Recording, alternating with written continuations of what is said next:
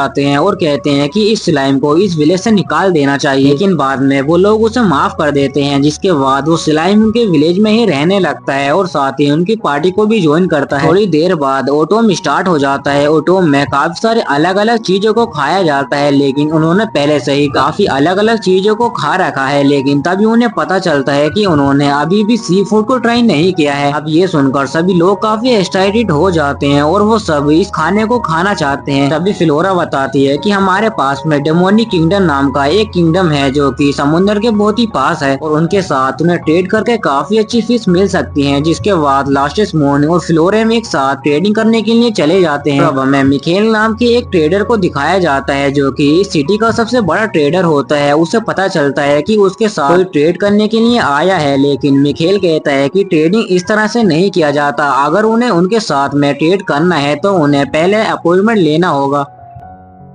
और उसके कुछ अलग अलग रूल को भी फॉलो करना होगा। तभी अचानक से मिखेल को कुछ अजीब फील होने लगता है और उसे पता चलता है कि उसके साथ ट्रेड करने के लिए लास्टिस मून आई है, जिसे कि एक बहुत ही खतरनाक ड्रैगन माना जाता है। लेकिन वो फ्लेरम को पहले से ही जानता था, क्योंकि उसके डैड के साथ में उसका बहुत ही अच्छा रिश्ता था। अब जैसे ही मिखेल उनके फ्रूट को देखता है तो वो काफी शौक होता है, क्योंकि ये वही फ्रूट्स होते हैं जिनका बाजार में बहुत ही ज्यादा डिमांड है और इन फ्रूट्स को बेचकर वो लाखों रुपए कमा सकता है। तभी वो लड़की कहती है कि उनके पास एक लिस्ट है और वो इस सामान के बदले में इस लिस्ट के सारे सामान को चाहते हैं। मिखेल को ये सब चीजें बहुत ही पसंद आती हैं और वो डिसाइड करते हैं कि वो उसके गांव में जाकर कॉन्ट्रैक्ट को साइन करेगा, जिसके बाद वो लास्टिस मून के पीठ पर बैठकर विलेज में जाने लगता है। लेकिन यहाँ पर आने के बाद मिखेल को बहुत ही डर लगने लगता है, क्योंकि यहाँ पे बहुत ही खतरनाक लोग रहते हैं। अभी उसकी मुलाकात हिराको से होती है। वो बताता है कि वो उनके साथ काफी सारी चीजों को ट्रेड करना चाहता है और साथ ही वो हिराको के सामान को खरीद कर अलग अलग कंट्री में बेचना चाहता है और इसके बदले में वो उसे काफी सारे पैसे भी देगा। ये सुनकर हिराको मान जाता है और कॉन्ट्रैक्ट पर साइन कर देता है। अब मिखेल यहाँ से चला जाता है और सोचता है कि इनका बिहेवियर तो बहुत ही ज्यादा अच्छा है, लेकिन उसने यहाँ पर जितने भी लोग देखे हैं तो शायद अब वो यहाँ पर कभी भी नहीं आ पाएगा। अब सभी को वो सी फूड बहुत पसंद आता है और हिराको डिसाइड करता है कि अगली बार वो उसे और भी अलग अलग चीजों को लाने को कहेगा। अब अगले दिन जब हिराको काम कर रहा था तभी एक ड्रैगन बिना किसी रीजन के उनके विलेज के ऊपर अटैक कर देता है और उसे देखकर लग रहा था कि वो हिराको को फाइट के लिए चैलेंज कर रहा है। अब हिराको अपने स्पीयर का यूज करके उसे एक ही हिट में नीचे गिरा देता है। हिराको उसके पास जाता है, लेकिन तभी ड्राइम भी वहाँ पर पहुँच जाता है और बताता है कि ये असल में उसकी बड़ी बहन है और उसका नाम हारुकेन है। हारुकेन बताती है कि उसे अपने सीक्रेट सोर्स से पता चला है कि ड्राइम की बेटी की शादी हिराको से फिक्स हो चुकी है, लेकिन वो नहीं चाहती कि लास्टिस मून की शादी किसी ऐसे वैसे से हो जाए। इसलिए वो यहाँ पर देखने के लिए आई है कि वो किसके साथ शादी करने वाली है और इसलिए वो हिराको को फाइट के लिए चैलेंज कर रही थी, ताकि उसे पता चल सके कि हिराको असल में कितना पावरफुल है। अब हिराको उसे गड्ढे को साफ करने का ऑर्डर दे देता है, जिसे उसने ब्लास्ट किया था। अब हारुकेन बहुत ही आसानी से उनके माहौल में घुल मिल जाती है और उसे यहाँ का खाना बहुत ही ज्यादा पसंद आता है और वो अपनी स्किल में भी बहुत ही माहिर होती है, लेकिन वो बहुत ही आलसी होती है, जिस वजह से हिराको उसे अपने गांव के बच्चों को पढ़ाने का ऑर्डर दे देता है। और इस लड़की के पास दिमाग तो बहुत ज्यादा है, लेकिन ये बहुत ही आलसी है। अब थोड़े टाइम बाद हारुकेन बहुत ही बोर हो जाती है, जिस वजह से वो लोग बोर्ड गेम को खेलने का डिसीजन लेते हैं और इस गेम में वो लोग एक एक्स्ट्रा रोल को भी ऐड कर देते हैं, जो कि ये है कि इस गेम में जो भी बंदा हारेगा उसे अपने शरीर का एक कपड़ा उतारना होगा। अब यहाँ पर मैच काफी टक्कर का चल रहा था, लेकिन सभी लड़कियों के कपड़े नॉर्मल होते हैं और हिराको के पास सिर्फ उसका लास्ट कच्चा ही बचा था। लेकिन अगर वो इस मैच को भी हार जाता है तो उसे अपने इस कपड़े को भी उतारना पड़ेगा। अब हिराको यहाँ पर बहुत ही सीरियस हो जाता है और बोलता है कि उसे किसी भी तरीके से इस मैच को जीतना ही होगा, क्योंकि अगर वो इस मैच को हारता है तो उसकी सारी इज्जत लुट जाएगी। लेकिन हिराको इस मैच को भी हार जाता है। इसके बाद उसे अपने उस कपड़े को भी उतारना पड़ता है। अब अगले दिन उसे मुलाकात करने के लिए कुछ लड़की आती हैं, इन्हें गोलगार्डो कहा जाता है और असल में ये लोग जहाँ पर रहते हैं वहाँ पर हिराको के डॉग्स आकर उन्हें बहुत ही परेशान कर रहे हैं। इस वजह से वो लोग हिराको से प्रोटेक्शन करने की रिक्वेस्ट करते हैं और इसके बदले में वो लोग उनके लिए काफी सारा सामान भी लेकर आए हैं। इसके बाद हिराको अपने दोस्त को समझाता है कि ऐसे ही किसी के भी घर में नहीं जाना चाहिए, लेकिन ये लोग इतने सुंदर होते हैं कि उसके सामान से हिराको की नजर हट ही नहीं रही थी, जिस वजह से हिराको उन्हें पहनने के लिए कुछ कपड़ों को भी दे देता है। बाद इन लोगों के साथ में हिराको का रिश्ता बहुत ही अच्छा हो जाता है और ये उसकी ट्रेडिंग करने में भी मदद करते हैं। अब हमें डेमोनिक किंगडम में बेजल को दिखाया जाता है, जहाँ पर वो सभी लोग डिस्कस कर रहे थे कि हिराको के विलेज में हारुकेन को ज्वाइन किया है, जिसका मतलब है कि अब वो उन्हें कभी भी नहीं हरा सकते। अब हमें उनके लीडर गोलगार्डो को दिखाया जाता है। वो कहता है कि कुछ दिनों से उसकी बेटी उससे अच्छे से बात नहीं कर रही है और उन्हें डर है कि उनकी बेटी उनसे नाराज है। अब हमें गोलगार्डो की बेटी को दिखाया जाता है, जहाँ पर वो अपने पार्टनर के साथ बात कर रही थी कि उनकी बहन फ्लोरम को पास के एक विलेज में कैद करके रखा गया है और उन्हें किसी भी तरीके से उसे वहाँ से निकालना होगा। इसके बाद वो सभी लोग हिराको के विलेज के ऊपर अटैक करने का डिसाइड करते हैं। अब अगले दिन फ्लोरम यहाँ पर काम कर रही थी, लेकिन तभी बेजल बताता है कि उनके ऊपर एक बहुत ही बड़ा खतरा आ चुका है, क्योंकि प्रिंसेस यूकी एक जगह पर अटैक करना चाहती है। फ्लोरम बताती है कि जब वो उसके साथ रहा करती थी तो वो ऐसा काम बिल्कुल भी नहीं करती थी, लेकिन जब से उसने कुछ नए दोस्त बनाए हैं उसका व्यवहार बहुत ही बदल गया है। लेकिन तभी बेजल बताता है कि यूकी इसी गांव के ऊपर अटैक करना चाहती है। ये सुनकर फ्लोरम कहती है कि ये इतनी ज्यादा बेवकूफ कैसे हो सकती है, मैंने उसे पहले भी बताया था कि यहाँ पर बहुत ही ज्यादा खतरा है और वो लोग कभी भी इस विलेज को नहीं हरा पाएंगे। जिसके बाद फ्लोरम उन्हें रोकने के लिए प्लान बनाने लगती है। अब उनके सारे सोल्जर्स अटैक करने के लिए आ ही रहे थे, लेकिन तभी उनकी मुलाकात हिराकू की जल परियों से हो जाती है और ये देखकर वो लोग बहुत ही ज्यादा डर जाते हैं और सरेंडर कर देते हैं। और ये पूरा प्लान असल में फ्लोरेम का था और हिराकू को इसके बारे में कोई भी आइडिया नहीं होता है। अब हिराकू को पता चलता है कि उसके विलेज में 4 और न्यू मेंबर ज्वाइन होने वाले हैं। फ्लोरेम बताती है कि अगर तुम्हें यहाँ पर अच्छे से काम नहीं किया तो तुम्हें इस विलेज से निकाल दिया जाएगा। और वो यूकी से कहती है कि तुम्हें भी यहाँ पर कोई अलग ट्रीटमेंट नहीं दिया जाएगा। अब फ्लोरम उन सभी को हिराकू विलेज को दिखाने लगती है और सभी को उनका विलेज बहुत ही पसंद आता है। इसके बाद वो सब लोग एप्पल के बगीचे में पहुँच जाते हैं और वो लड़कियों से खाने लगती है। कहती है कि ये तो वही एप्पल है जिनके बारे में उन्होंने बहुत ही ज्यादा सुना है और अगर वो लोग इस विलेज को ट्रैप कर लेते हैं तो वो रोज ही इतने सारे एप्पल को खा सकते हैं। अब इन लोगों को ये विलेज बहुत ही पसंद आता है, लेकिन वो कहने लगती है कि अब इस विलेज के ऊपर कब्जा करने में और भी ज्यादा मजा आएगा। इसके बाद वो लोग उस विलेज से भागने की कोशिश करते हैं, लेकिन तभी उनके सामने ज़ाबुटान आ जाता है। जिसके बाद वो दोबारा से वहाँ से जाने की कोशिश करते हैं, लेकिन उनके सामने इनफर्नल पहुंच जाते हैं। अब वो लोग समझ जाते हैं कि किसी भी हाल में वो इस विलेज से नहीं जा सकते। जिसके बाद वो लोग मन लगाकर काम करने लगते हैं, कहने लगते हैं कि वो लोग यहाँ के हर एक काम को करेंगे, लेकिन उनकी एक शर्त है कि उसे इस विलेज से नहीं निकाला जाए। अब उन्हें यहाँ पर बहुत ही ज्यादा मेहनत तो करनी पड़ती है, लेकिन उन्हें यहाँ का खाना बहुत ही ज्यादा पसंद आता है। अब दूसरी तरफ फ्लोरम और यूकी आपस में बात कर रहे थे। यूकी बताती है कि ये विलेज तो बहुत ही अच्छा है, तुम्हें इस विलेज के ऊपर कभी भी अटैक नहीं करना चाहिए। लेकिन तभी वह उससे पूछने लगती है कि तुम इस विलेज के ऊपर अटैक क्यों करना चाहती थी। यूकी बोलती है कि ये तुम्हारी गलती है, कई दिनों से तुम अपने घर वापस नहीं आई थी, इसलिए मुझे लगा कि इस विलेज ने तुम्हें बंदी बनाकर रखा हुआ है और मैं तुम्हें यहाँ पर बचाने के लिए ही आई थी। जिसके बाद फ्लोरम मुझसे माफी मांगती है और बोलती है कि मैं ऐसी गलती कभी दोबारा नहीं करूंगी। अब अगले दिन यूकी इन सभी के साथ फार्मिंग का काम करने के लिए चली जाती है और साथ ही वो अपने पार्टनर्स को भी इस काम को करने के लिए मना लेती है। जिसके बाद वो सभी लोग मिलकर फार्मिंग का काम स्टार्ट कर देते हैं और उन्हें यहाँ पर बहुत मजा भी आ रहा था। लेकिन थोड़े दिनों रहने के बाद यूकी सबसे कहती है कि उसे अपने घर वापस जाना है, क्योंकि उसके घर पर भी बहुत सारे काम है। यूकी अपने पार्टनर्स को भी यहाँ से जाने के लिए कहती है, लेकिन उसके पार्टनर्स कहते हैं कि उन्हें ये विलेज बहुत ही ज्यादा पसंद आया है और वो इस विलेज को और भी ज्यादा एक्सपीरियंस करना चाहते हैं, इसलिए वो अभी इस विलेज को छोड़कर नहीं जाएंगे। अब ये सुनने के बाद यूकी अकेली ही अपने घर वापस चली जाती है। अब हमें गोलगार्डो को दिखाया जाता है और यहाँ पर वो बहुत ही गुस्सा होता है और बोलता है कि जब से मेरी बेटी उस विलेज से वापस आई है वो बहुत ही बदली हुई लग रही है और ये शायद जरूर उस लड़के का काम होगा। अब मैं उस लड़के को नहीं छोड़ूंगा। वो लोग सर्दियों को खाने को कलेक्ट करने लगते हैं, लेकिन वो कुछ ज्यादा ही सामान को कलेक्ट कर लेते हैं, जिस वजह से हारुकेन और लास्टी कहती है कि ये खाना वो लोग अपने घर वालों को देना चाहते हैं। वह पता चलता है कि हारुकेन के घर वाले बहुत ही ज्यादा पॉपुलर हैं और साथ ही वो पावरफुल भी हैं। अब हारुकेन अकेले ही अपने घर वालों को खाना देने के लिए चली जाती है, लेकिन आते वक्त वो अपने साथ कई सारे माउंटेन एल्फ को लेकर आती है और एल्फ असल में माउंटेन के बीच में रहते हैं, लेकिन सर्दियां आने की वजह से उनके पास खाने की कमी पड़ रही है। अब ये देखकर हिराकू थोड़ी टेंशन में आ जाता है, लेकिन तभी वो एल्फ कहती है अगर आपको कोई प्रॉब्लम है तो हम यहाँ से चले जाएंगे। लेकिन हिराकू कहता है कि ऐसा कुछ नहीं है, मैं तो बस सोच रहा था कि तुम लोगों को रहने के लिए हमें एक नया घर बनाना पड़ेगा। वो एल्फ बताती है कि वो शिकार काफी अच्छे तरीके से कर सकती है, लेकिन यहाँ के मॉन्स्टर कुछ ज्यादा ही खतरनाक है, इस वजह से उन लोगों का कोई भी ट्रैप काम नहीं करता। अब वो एल्फ नोटिस करते हैं कि हिराकू यहाँ पर प्रॉपर्टी का काम कर रहा है, लेकिन वो बहुत ही बुरी तरीके से फेल हो जाता है। जिसके बाद वो कहता है कि इस काम को करने के लिए उसे अच्छे किले की जरूरत है। अब ये सुनकर एल्फ कहती है कि माउंटेन में बहुत ही अच्छी क्वालिटी की किले मिलती है। अब उस किले का यूज करके हिराकू काफी सारी चीजों को बना लेता है और दूसरी तरफ लास्टी अपने घर वालों को और सिटी के लोगों को खाना देने के लिए चली जाती है। लेकिन मिखेल उसे बताता है कि एक फिश है जो कि उसे बहुत दिनों से परेशान कर रही है। जिसके बाद लास्टी उसे एक हिट में ही खत्म कर देती है। इसके बदले में मिखेल उसे काफी सारा खाना भी देता है। अब यहाँ पर हिराकू ने एक और बात को बना लिया है, क्योंकि यहाँ पर काफी सारे लोग आ चुके हैं। अब उन्हें पता चलता है कि विलेज के पास हाल ही में एक डंजन देखा गया है। उस डंजन के अंदर काफी सारे खतरे हो सकते हैं, जिस वजह से उन्हें उसके ऊपर रिसर्च करनी होगी। अब उसके विलेज के कुछ मेंबर रिसर्च करने के लिए चले जाते हैं और उनके आने के बाद हमें पता चलता है कि उस डंजन के अंदर एक काफी बड़ा वाइवन होता है। वाइपर का मीट उनके शरीर के लिए काफी फायदेमंद होता है, इसलिए उनके विलेज के लोग उस वाइपर को मारना चाहते हैं। अब रात में हिराकू देखता है कि लूसी की तबीयत बहुत ही ज्यादा खराब हो चुकी है और सब लोग उसकी अच्छे से देखभाल कर रहे हैं। लेकिन तभी साना लूसी से पूछती है कि क्या तुम्हें कुछ दिनों से खट्टा खट्टा खाने का मन कर रहा है। लूसी कहती है कि हाँ, उसे कई दिनों से टमाटोस और खट्टा खाने का मन कर रहा है। अब हमें पता चलता है कि हिराको एक बाप बनने वाला है और ये सुनकर विलेज के लोग काफी ज्यादा एक्साइटेड हो जाते हैं। और इसी के साथ हमारा ये एपिसोड यहीं पर एंड होता है। अगर तुम्हें इस वीडियो का नेक्स्ट पार्ट चाहिए तो कमेंट में नेक्स्ट पार्ट जरूर लिख देना। तो चलो मिलते हैं नेक्स्ट वीडियो में, तब तक के लिए बाय बाय।